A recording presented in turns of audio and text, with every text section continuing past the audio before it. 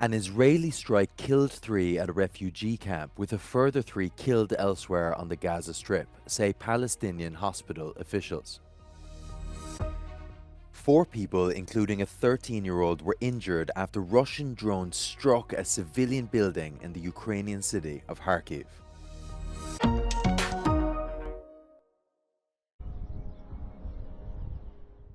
An Israeli strike on the southern edge of the Gaza Strip killed at least 3, while a further 3 were killed after a strike hit a refugee camp, according to Palestinian hospital officials. The strikes come as a delegation from Hamas was scheduled to visit Egypt for further talks with Israel. Ceasefire talks mark a new sign of progress in attempts of international mediators to make an agreement between Israel and Hamas to end the war in Gaza. The Israeli Prime Minister pledged last week to launch an incursion into Rafah, despite warnings from Western officials that doing so could result in more civilian deaths and worsen the humanitarian crisis.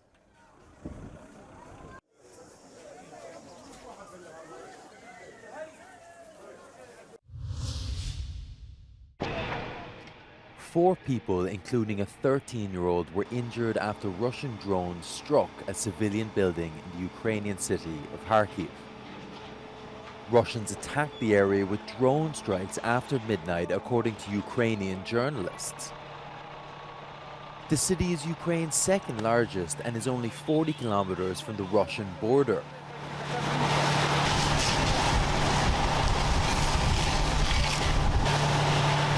In the Donetsk region of eastern Ukraine, Russian troops have been advancing.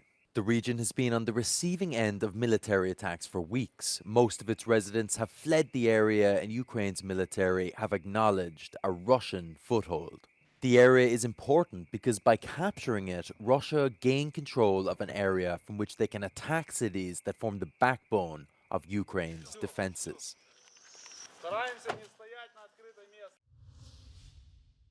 Germany's SPD and the Social Democratic Party of Europe held a democracy congress in Berlin as a show of force against the far right that is gaining traction across Europe. SPD has been polling at a historical low following an economically rocky few years, but the party is now ramping up efforts to win back support after violent far-right attacks continue to increase.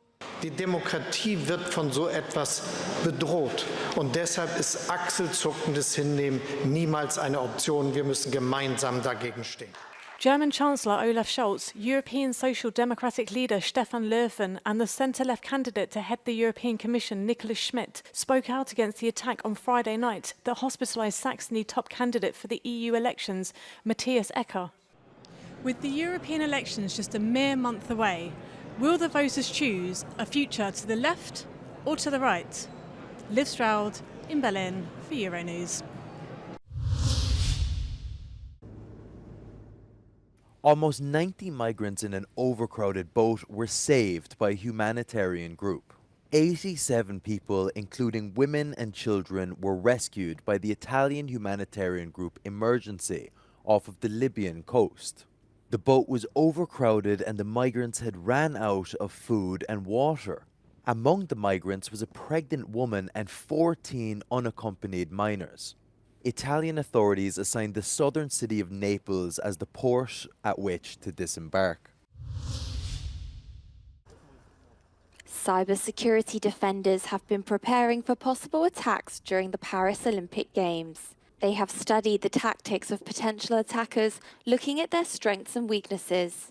Experts warn attacks target both the games and other critical infrastructure, such as transport. Moi, j'en ai la conviction profonde d'avoir un bon niveau de sécurité, d'une part chez nos opérateurs critiques habituels, les opérateurs des transports, de l'électricité, de l'énergie au sens large, de toutes ces choses sans lesquelles le pays ne fonctionne pas. On a la chance en France de leur avoir imposé depuis quasiment 10 ans des obligations de cybersécurité. Analysts say some threats could come from Russia or other countries that want to embarrass or exact costs from the French. Amid the war in Ukraine, Olympic organizers have barred Russian athletes from the Games, although some can compete as neutrals.